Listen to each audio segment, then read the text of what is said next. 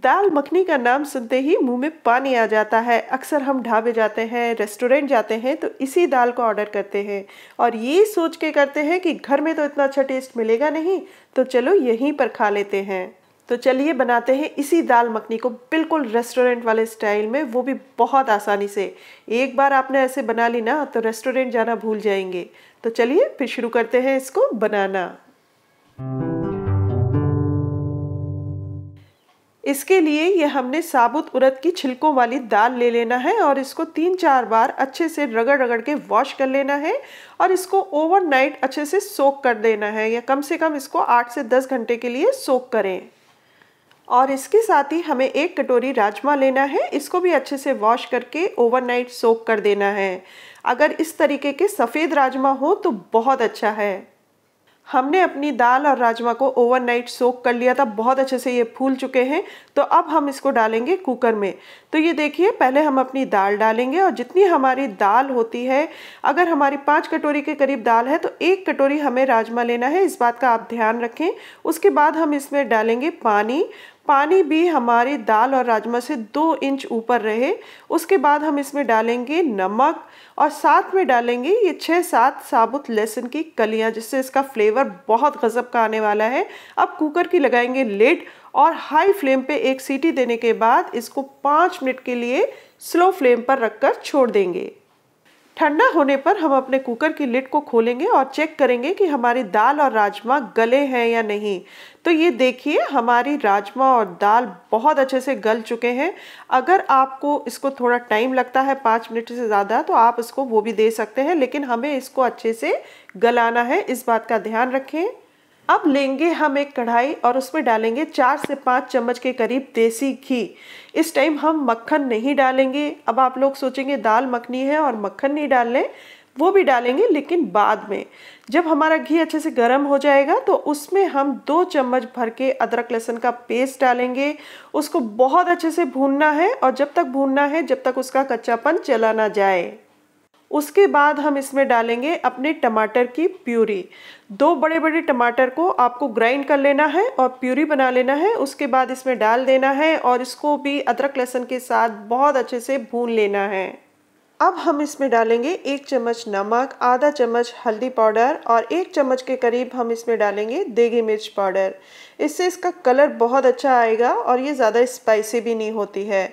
उसके बाद हम इसको मसालों के साथ बहुत अच्छे से सबको भूनेंगे और जब तक भूनेंगे जब तक इसका ऑयल अच्छे से रिलीज़ ना हो जाए। इसके लिए हम इसको 1 मिनट के लिए ढककर छोड़ देंगे, जिससे हमारा ऑयल भी बहुत अच्छे से रिलीज़ हो जाएगा और हमारे मसाले भी बहुत अच्छे से भुन जाएंगे। तो ये देखिए, 1 मिनट के बाद हमारा ऑयल भी अच्छे से रिलीज़ हो चुका है, मसाले भी बहुत अच्छे से भुन चुके हैं और एक बहुत अच्छी सी खुशबू पूरे घर में आ रही है।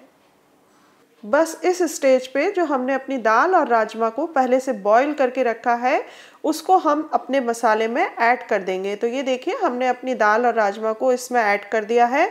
अब इसको मसालों के साथ हमें अच्छे से मिक्स करना है। अब आप अपने गैस की फ्लेम को कर दीजिए लो और उसके बाद इस चम्मच की हेल्प से आप इस तरीके से साइड से इसको प्रेस करते हुए अपने दाल को हम मैश करते जाएंगे। इस तरीके से देखिए, साइड से बीच में से प्रेस करते रहिए, मैश करते रहिए और इसको पकाते रहिए।